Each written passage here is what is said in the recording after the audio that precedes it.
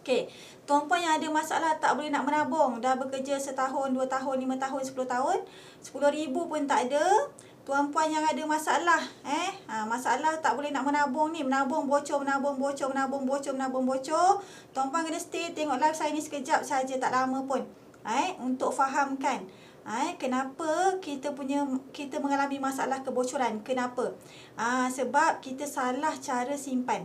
Salah cara simpan tuan-puan. Kadang-kadang kita ingat kita ni dah dewasa, kita pandai simpan duit. Tapi kadang-kadang kita dah dewasa ni, kita pun pandai shopping juga. Kita shopping online kan. Kita shopping online. Kita yang later-later kan, SP later ke tak kisahlah.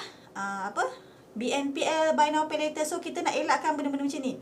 Duit bila kita simpan dalam akaun digital, kita pula shopping secara digital juga. Senang sangat tuan-puan. Senang sangat duit kita nak bocor kan. Terlalu mudah duit kita nak bocor sebab kita simpan dalam bentuk duit dan dalam bentuk digital pula. Sekarang ni kan tuan-puan, kalau kita lupa bawa purse, kalau kita lupa bawa purse kan, kita guna je handphone kita kan. Tanpa kad kita dah boleh keluarkan duit, betul tak? Pergi dekat ATM, cardless withdraw, macam itulah lebih kurang bunyi dia kan.